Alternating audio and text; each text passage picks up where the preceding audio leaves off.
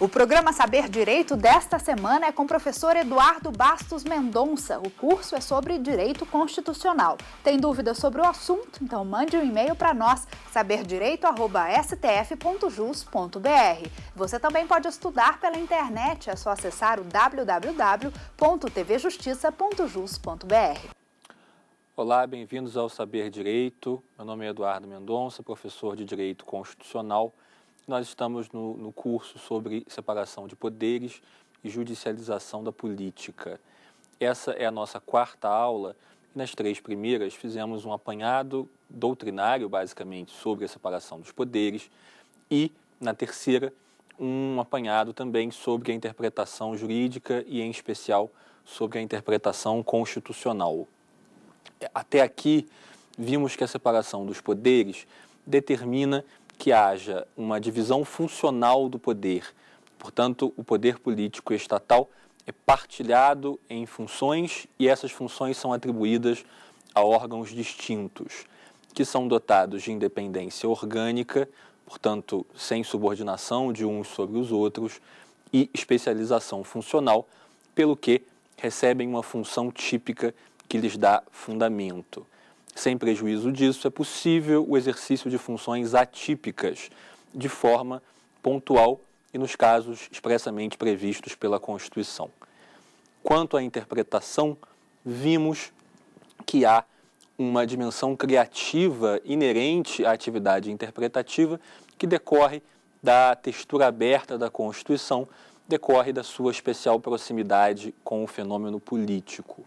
Essa textura aberta faz com que a norma seja o resultado da interação entre o fato e os dispositivos normativos, mediada pelo intérprete. O tema dessa quarta aula é a criação judicial do direito e, portanto, um aprofundamento dessa ideia de que a atividade normal, a atividade jurisdicional normal, envolve, em alguma medida, a construção do sentido das normas, especialmente no caso das normas constitucionais. O conceito geral já foi estudado e analisado em aulas anteriores. Vou começar com dois exemplos, na verdade, pontuais, antes de estudar com mais detalhe quais são os cenários em que isso tipicamente ocorre.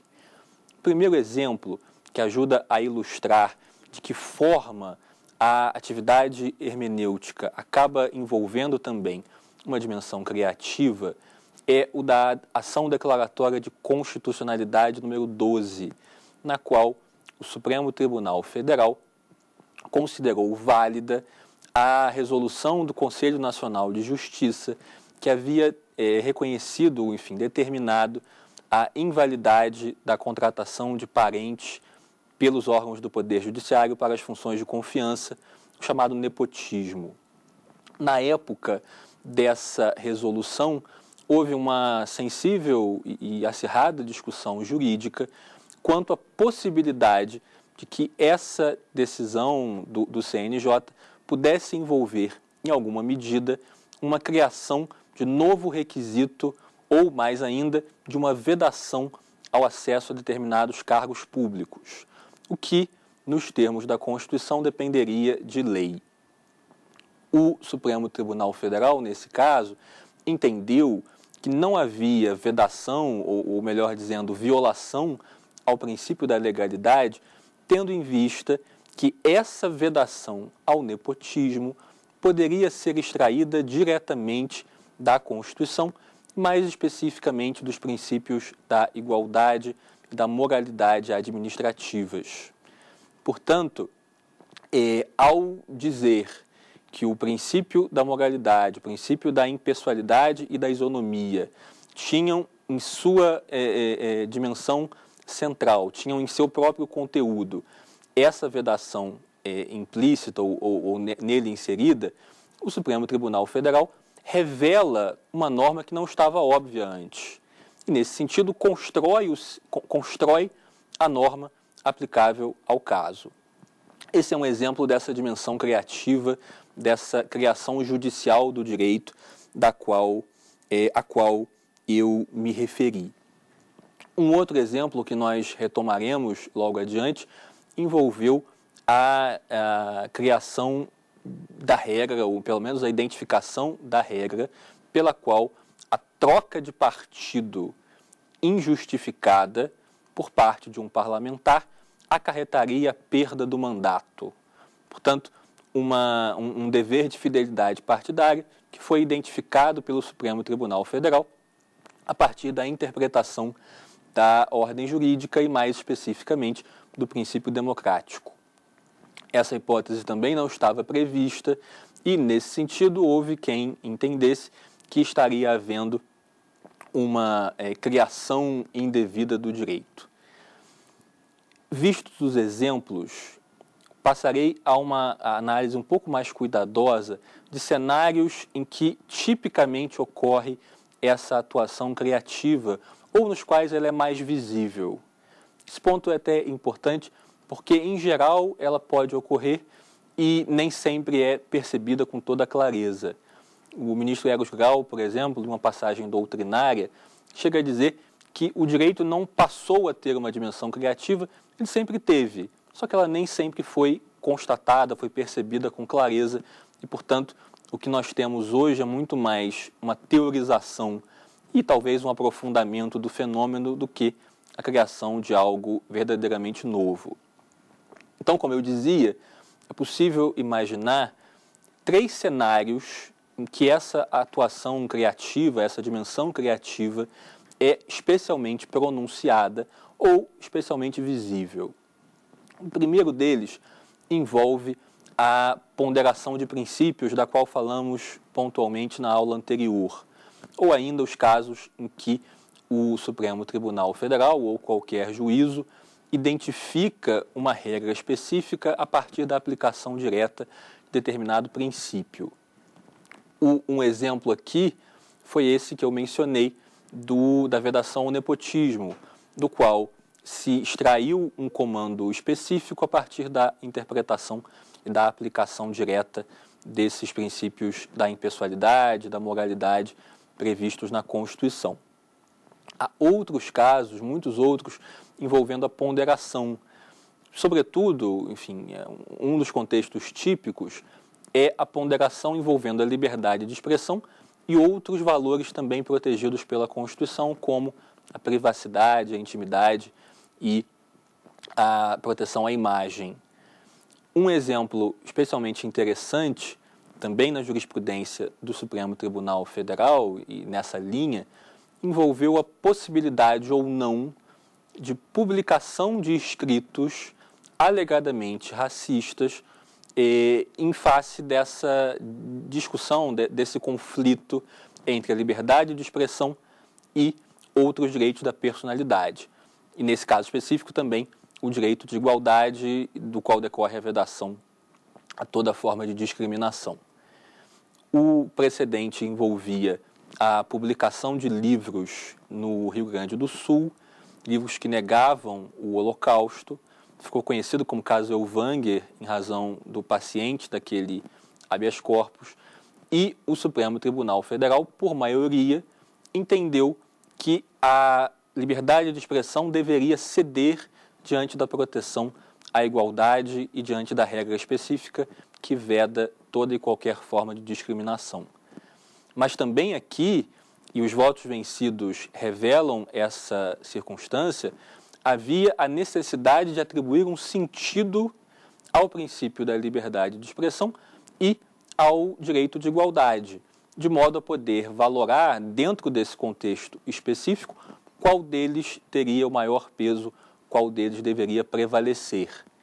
A existência de votos divergentes demonstra que essa não é uma solução óbvia, essa não é uma solução unívoca e que, portanto, há uma margem de valoração e, portanto, uma margem de criação envolvida no processo jurisdicional. Sobretudo nesses casos em que haja a aplicação de princípios, construção de sentido a partir de princípios. Como também já mencionamos, os princípios têm uma carga de indeterminação maior e, por isso, potencializam essa dimensão criativa, o que não significa que sejam cartas em branco ou enfim, cláusulas em branco a serem preenchidas com qualquer conteúdo. Eu vou retomar essa questão um pouco mais à frente. Esse, portanto, um primeiro cenário em que é comum se identificar a atuação criativa, essa dimensão criativa. Um segundo cenário, também bastante evidente, ou que deixa evidente essa dimensão, são os casos de mudança de jurisprudência.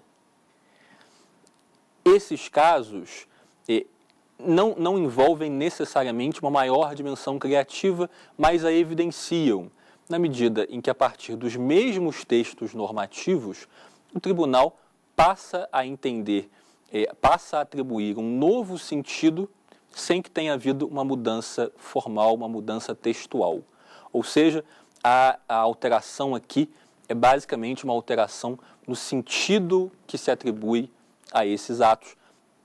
Na terminologia que nós já percorremos, uma mudança na norma e não uma mudança nos enunciados normativos. Um caso especialmente interessante em que o Supremo Tribunal Federal discutiu esse tipo de alteração envolveu a interpretação da lei dos crimes hediondos na parte em que proibia a progressão de regime, a evolução do regime prisional para as pessoas condenadas por crime envolvido nessa categoria, inserido nessa categoria. Inicialmente, depois de uma discussão judicial muito interessante, o Supremo Tribunal Federal havia entendido e pacificado que a vedação à progressão de regime, a vedação a essa evolução do regime prisional seria compatível com a Constituição. E, portanto, o fato de a lei, em abstrato, para toda essa categoria de delitos, proibir a progressão de regime não seria, em si mesmo, uma violação à individualização da pena, que é um direito fundamental previsto no artigo 5º. E nem seria uma violação à igualdade ou à liberdade, seria uma valoração a priori do legislador, respaldada pela gravidade especial, pelo especial desvalor que se atribui a esse tipo de crime. Depois de um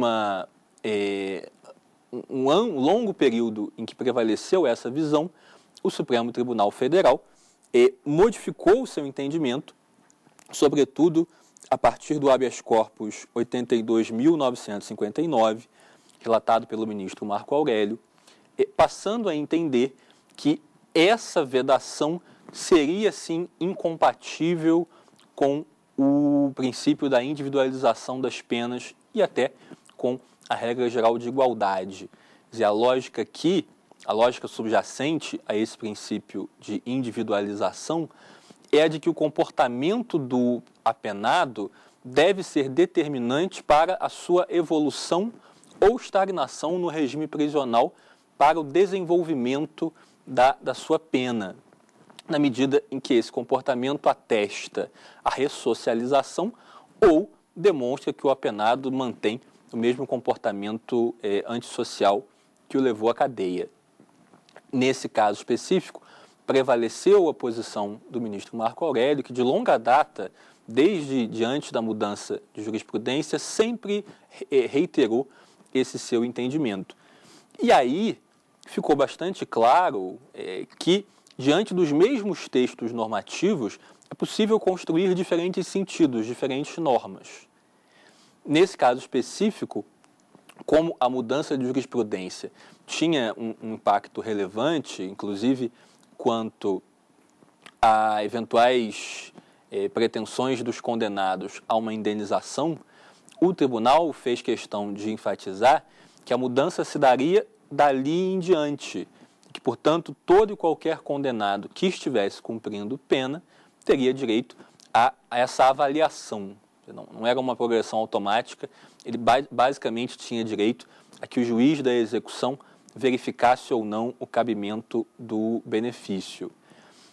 Ao passo que as pessoas que já tivessem concluído o cumprimento das suas penas não teriam, por conta disso, direito a pleitear uma eventual indenização por conta de não terem tido acesso ou sequer a possibilidade de ter a pretensão avaliada, a evolução avaliada.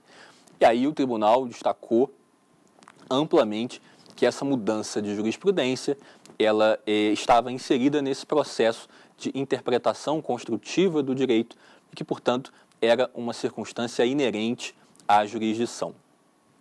Esse é um segundo cenário em que fica bastante clara essa dimensão criativa da interpretação. Haveria e há outros precedentes que envolvem essa mesma lógica também de mudança de jurisprudência, mas antes de entrar nessa pormenorização, temos uma pergunta e vamos ouvi-la. Olá, professor. Meu nome é Bayomi Mandela e a minha dúvida é qual a diferença entre interpretar e criar o direito? Essa é a distinção básica que temos tentado construir e que é sutil em muitos casos. A criação do direito, a criação livre do direito, é uma atividade típica do legislador, que tem a ampla legitimidade popular, inclusive com a representação dos diferentes segmentos sociais, para criar normas novas com base unicamente em critérios de conveniência e oportunidade, ou seja, com base em uma avaliação livre e ampla quanto ao interesse público. A restrição do legislador fica unicamente por conta do cumprimento da Constituição e, portanto, do não desrespeito aos limites que ela impõe. Na prática, e em se tratando de uma Constituição abrangente como a brasileira, pode até haver muitos limites, mas continua sendo essa a única ordem de limitação a que o legislador está submetido. A atividade jurisdicional, ao contrário, ela é essencialmente vinculada. Ela é vinculada às balizas normativas que existem na ordem jurídica. E, portanto, o juiz, em qualquer decisão, está vinculado ao dever de motivar a sua decisão, previsto na Constituição, no artigo 93, e, ao motivar, tem o dever de demonstrar que ela é consistente com os elementos normativos que devem servir de fundamento. Em última instância, o juiz deve demonstrar que aquela decisão não é um ato de vontade, e sim um ato de construção racional do direito a partir das normas vigentes. Não se trata, como temos destacado, e como eu tenho destacado aqui, de uma mera revelação do que já existia, a ideia de que o juiz é a boca da lei. Isso, tirando casos muito pontuais de normas muito objetivas e claras, não é um retrato fiel da realidade. Mas, independentemente de o juiz ter uma dimensão, uma margem, uma moldura de interpretação possível por conta dessas previsões normativas, ele ainda assim tem o dever de reconduzir a decisão a elas. Elas podem dar mais ou menos liberdade, mas criam um dever de recondução. E, naturalmente, esse dever é sujeito à crítica intersubjetiva. Ele é sujeito, em primeiro lugar, ao controle do próprio Poder Judiciário por meio de recursos, quando cabíveis.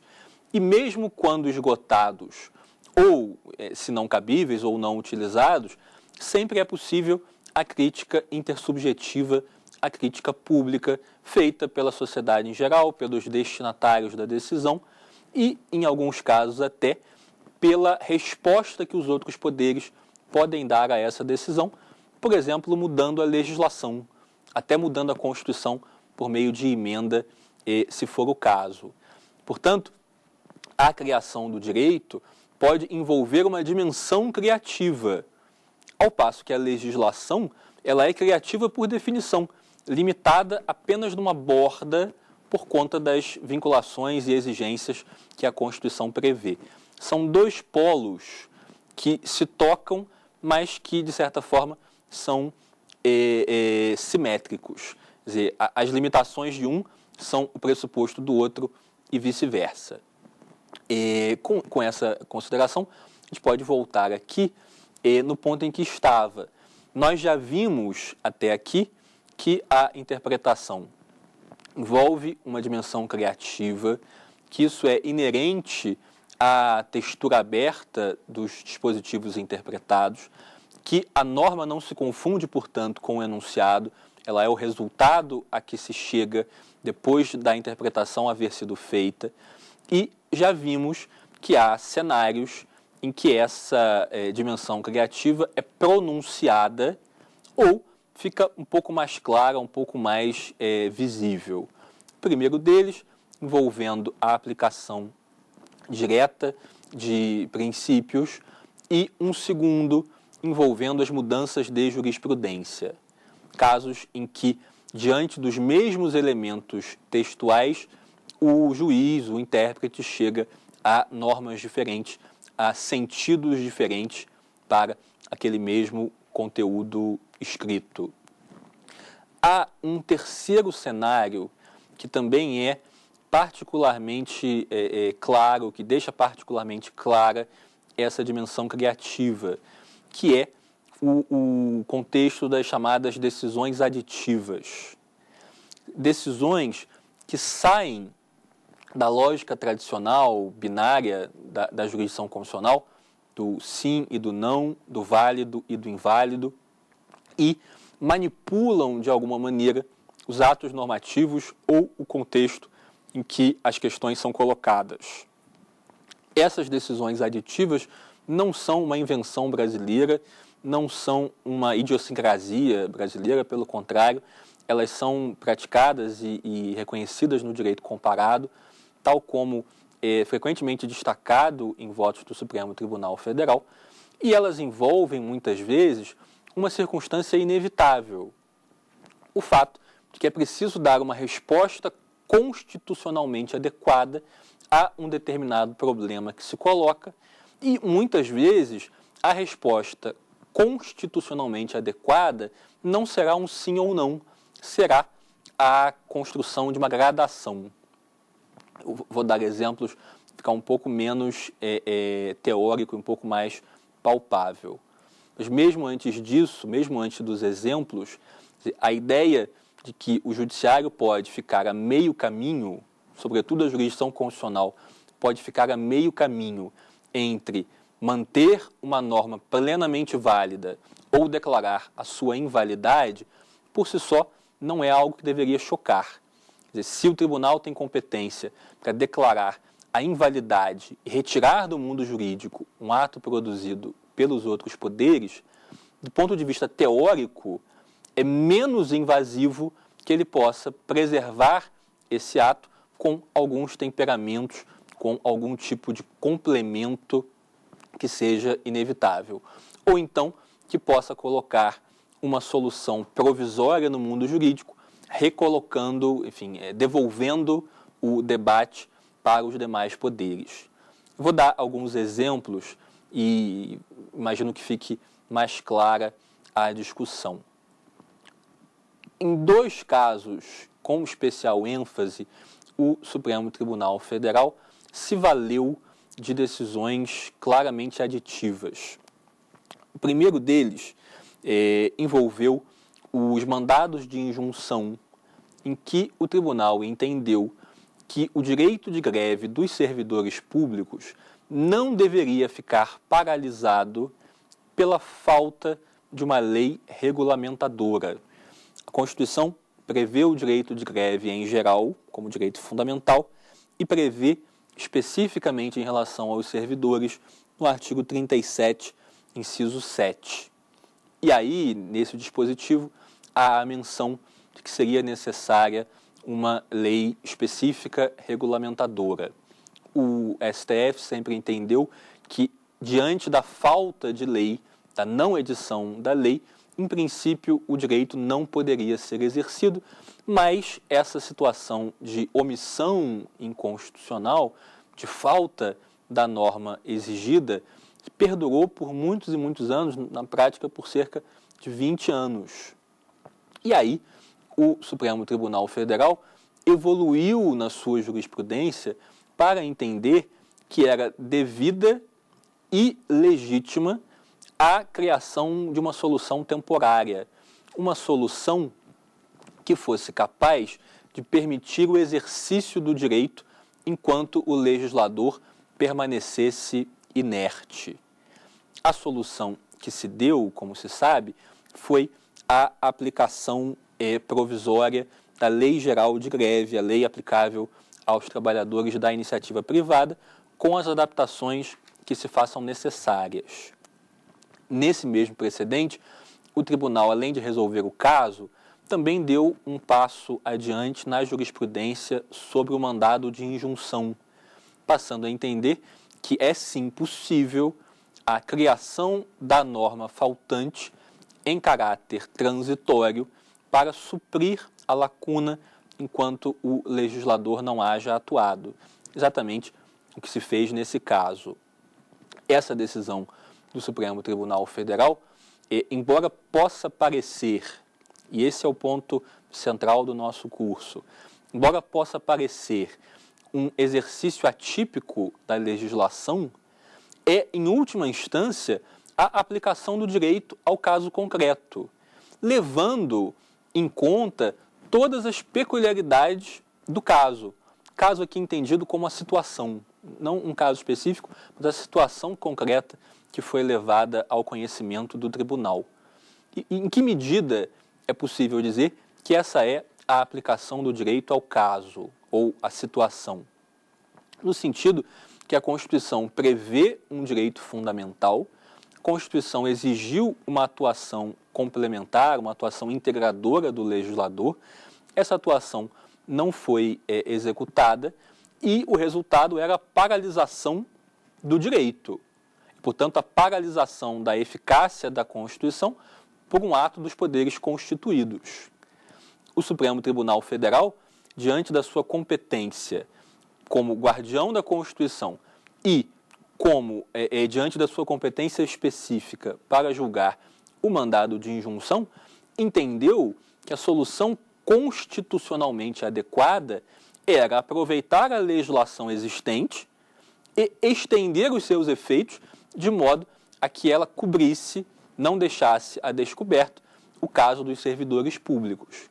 Nesse caso, havia um parâmetro bastante razoável a ser empregado, portanto, o tribunal não inventou um regime, ele basicamente estendeu um regime, fazendo a ressalva de que adaptações poderiam ser necessárias.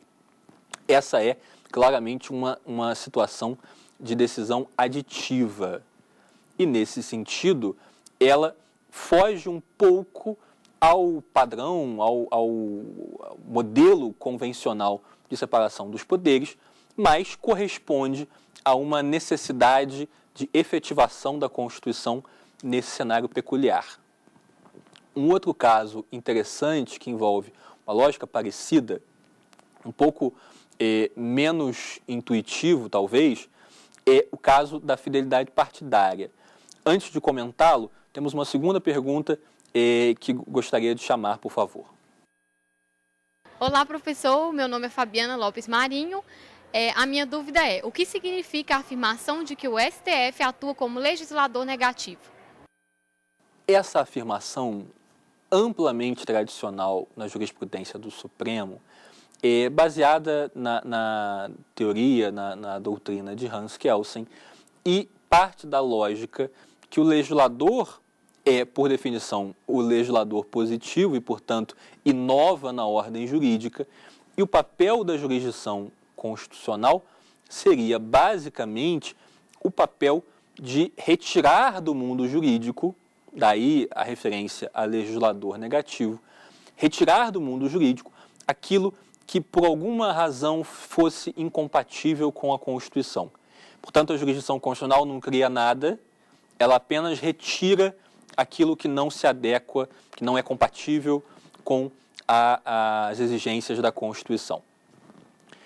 Essa visão, que tem, inclusive, consequências práticas interessantes na jurisprudência do STF, por exemplo, a jurisprudência tradicional dizendo que se a parte, o legitimado em uma ação direta, não faz a impugnação do sistema todo, na parte em que ele está unido, e deixa de fora uma parte desse sistema, isso levaria ao descabimento da ação, partindo da premissa de que deixar uma parte do sistema em vigor seria o mesmo que criar um novo conjunto normativo e não retirar do mundo jurídico o que é inválido. Essa é uma das aplicações práticas dessa visão do legislador negativo, mas essa visão foi e tem sido superada por essa necessidade de efetivar a Constituição e pela textura aberta que acaba exigindo ou levando a uma dimensão criativa. Recentemente, no julgamento do caso das uniões homoafetivas, esse ponto chegou a ser destacado pelo ministro Gilmar Mendes, dizendo que esse caso demonstrava, sem margem de dúvida, que a visão do legislador negativo deveria ser rediscutida e recolocada na medida em que o tribunal não passou a ser o legislador, mas, na sua atuação normal, é obrigado a dar um sentido à Constituição e, nos casos em que esse sentido não está claro no texto, isso envolve também uma dimensão positiva, não meramente negativa. Volto, então, ao ponto do segundo exemplo da atuação criativa do STF em matéria de decisões aditivas. E esse é o caso da fidelidade partidária. Foi resolvido inicialmente pelo TSE, inicialmente em consulta, na qual o tribunal entendeu que a troca injustificada de partido por um parlamentar, sobretudo quando se trata de deputado em que ele é eleito pelo regime proporcional, significa ou conduziria à perda do mandato em favor do partido. E o argumento central é que no sistema eleitoral brasileiro, o quociente partidário, o quociente eleitoral, desempenham um papel de destaque na eleição de cada um dos parlamentares. Quer dizer, o voto nominal é relevante para definir dentro da votação do partido qual a ordem de preenchimento das cadeiras. Mas antes de se chegar a essa etapa, o partido é que recebe um determinado número de cadeiras em razão do seu desempenho global, o desempenho da legenda, os votos dados na legenda e os votos dados em cada um dos seus candidatos. Diante dessa circunstância, o TSE entendeu, e o Supremo Tribunal Federal confirmou, que a troca injustificada de partido, e aqui se fez um parêntese sobre o que seria uma troca injustificada, ou melhor dizendo, o que seria uma troca justificada, que a troca injustificada levaria à perda do mandato em favor do partido. A Constituição não prevê textualmente essa hipótese de perda do mandato e o Supremo construiu essa hipótese a partir da interpretação dos dispositivos pertinentes. Em particular, do princípio democrático, na medida em que a Corte entendeu que esse parlamentar que troca de partido estaria, de alguma forma, fraudando ou, pelo menos, falseando, ainda que inconscientemente, o processo eleitoral. Quer dizer, a votação que o levou à casa não foi a votação nominal, ou não foi exclusivamente, e em geral nem predominantemente, a votação nominal, de modo que foi o conjunto de votos dados ao partido, aquela determinada agremiação política que gerou o mandato. Ao trocar de partido sem razão, esse parlamentar leva o mandato para outra agremiação sem que tenha havido a correspondente base de votos a justificá-lo. Portanto, essa foi a lógica, uma lógica plenamente justificável e consistente, mas que ainda assim envolve uma operação não óbvia, uma operação de construção do sentido da norma. Esses são, portanto, 3 cenários em que é bastante clara essa dimensão criativa. E antes de concluir a aula, eu gostaria de falar um pouco sobre a legitimidade da jurisdição em geral, e sobretudo desses casos em que a jurisdição foge um pouco ao padrão convencional e, portanto, acaba esticando um pouco ou estendendo um pouco o conceito e o alcance da interpretação. A legitimidade da jurisdição constitucional decorre de alguns fundamentos. Naturalmente, eu não percorrerei todos, inclusive porque não haveria tempo. Mas eu separei 4 fundamentos que são especialmente relevantes, penso eu, para justificar que essa atuação, inclusive quando envolva uma dimensão criativa, não é uma violação à separação dos poderes.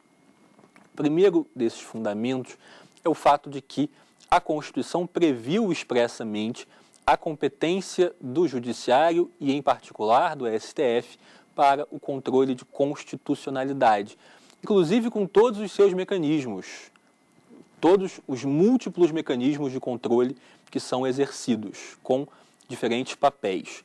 Mandado de injunção, as ações diretas por ação e por omissão, a ação declaratória, a DPF. Portanto, a Constituição consagrou ou cristalizou essa escolha do Constituinte pela possibilidade de que haja o controle. Esse é um fundamento importante. Isso desobriga que a doutrina no Brasil e o próprio STF precisem justificar o seu papel em tese. Naturalmente, não desobriga de justificar a legitimidade nesses casos menos óbvios, mas é um ponto de partida normativo. Houve uma decisão política do poder constituinte. Um segundo fundamento pelo qual se considera legítima essa atuação é a importância da função contramajoritária, a importância de que haja um órgão, um braço do poder estatal que não seja baseado na lógica político-eleitoral.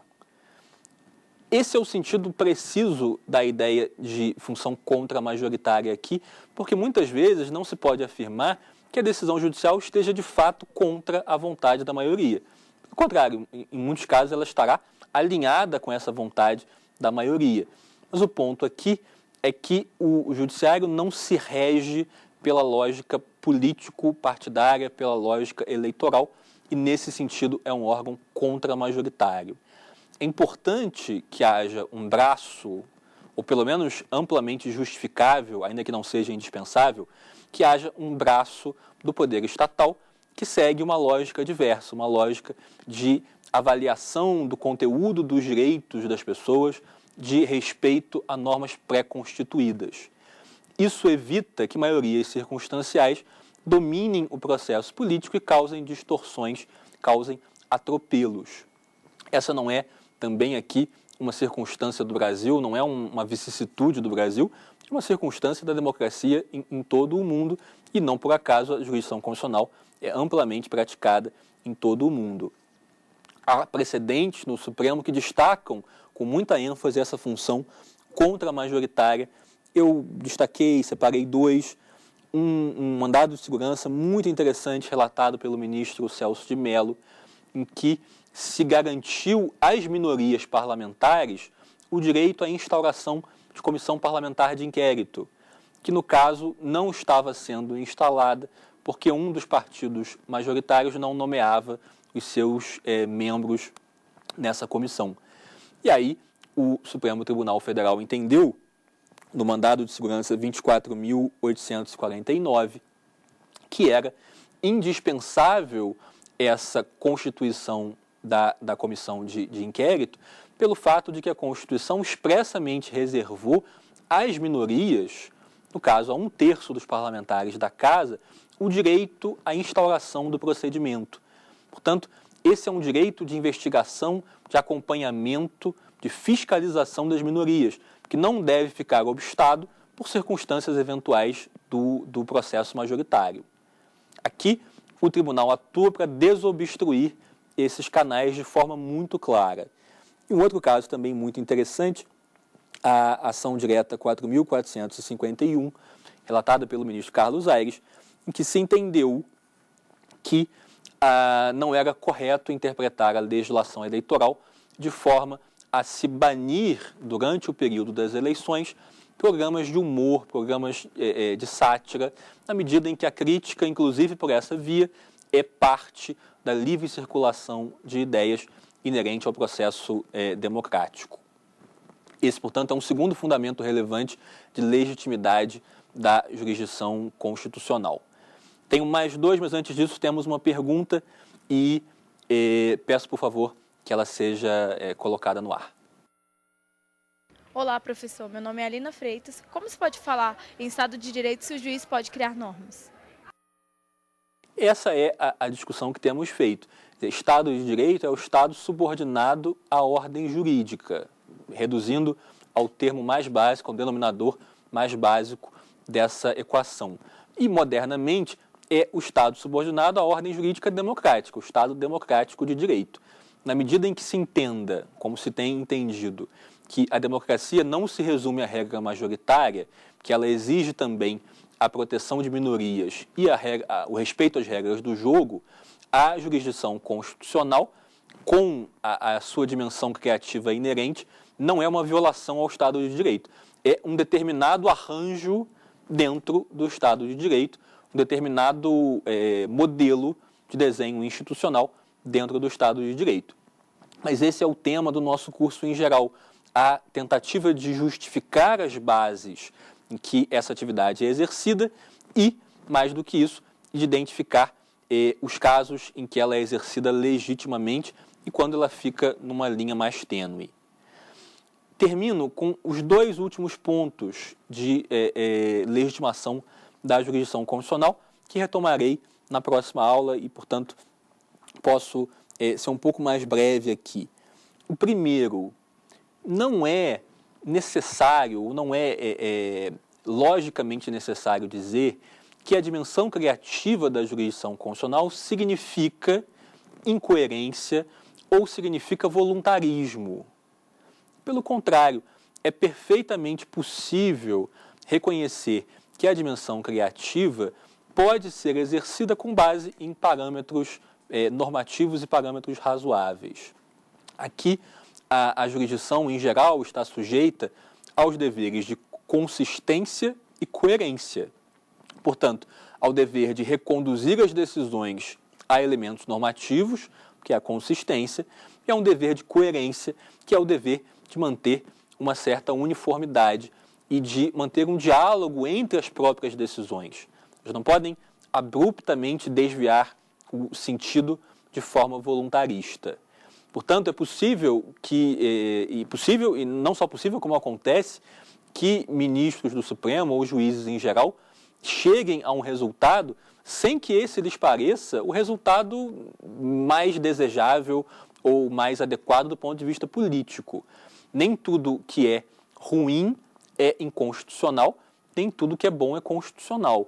E imaginar que a decisão judicial é basicamente um exercício de conveniência, um jogo de bom e ruim disfarçado de argumentação jurídica, é uma visão cética contra a qual não há nenhum argumento jurídico possível. A resposta a essa visão cética é o fim da jurisdição em geral. No caso Elvanger, que eu mencionei, por exemplo, o ministro Marco Aurélio votou pela liberdade de publicação de escritos que negavam o Holocausto, destacando que não concorda, evidentemente, com esse tipo de juízo, mas entende que é necessário que haja o direito das ideias circularem, independentemente de uma avaliação prévia, um crivo estatal prévio, salvo em casos realmente extremos, em que o discurso de ódio seja, enfim, inequívoco e extremo.